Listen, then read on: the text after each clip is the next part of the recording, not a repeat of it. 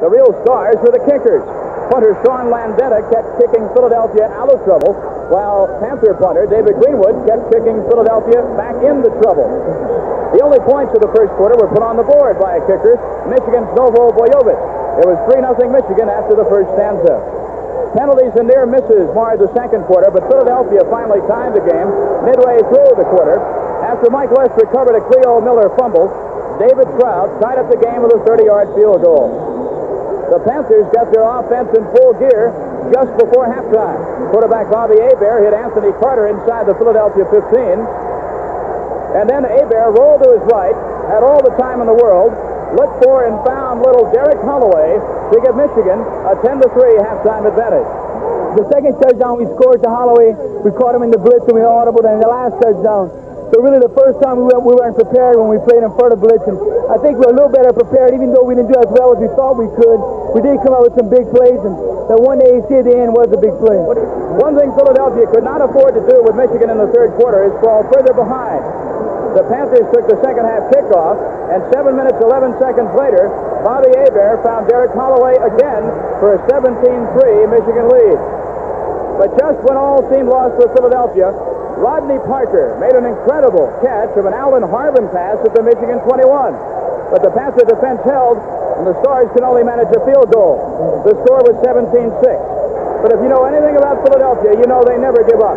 Chuck Fusina hit wide receiver Willie Collier. Made a great catch with 8:49 left in the game. All of a sudden, Michigan's lead had shrunk to 3 points at 17-14.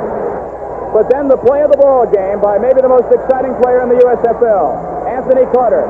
Quarterback Bobby Hebert hooked up with Carter on a short pass to the right flat. Carter got loose. He was off to the races, and the Panthers had won the first ever USFL championship.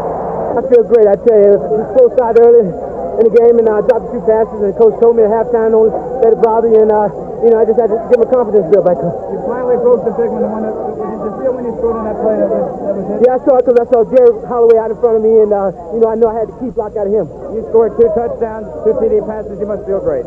I feel pretty good, as long as we win the game, it don't make no difference if you scored a touchdown. You had Philly down by 2 touchdowns. They got it within 3. Were you guys worried at that time? We wasn't really nervous. We just know we had to control the ball and not throw any interceptions and just control it and run the clock down, and that's what we did. We made a lot of mistakes, and in a game like this, you can't make a lot of mistakes and expect to win. So I think we did away with some of the mistakes that we made. We could have came out with a win. It was too late against a good football team. You just you get down too far, and it's tough to come back. We can't do it all the time, and we got to get off out of the chute better. We didn't do it tonight. Ran out of time. Couldn't make it. What are your feelings right now? Man, it's really hard to explain. I won the state championship when I was a senior in high school. We were 2 touchdown underdogs, but this is definitely the greatest feeling I've ever had. People don't realize what a close-knit group they are. They're a family. They're a family that is stuck together and hung together through thick and thin. And if we'd have lost today, it wasn't going to be the end of the world, this bunch of young men. But they wanted this game very badly.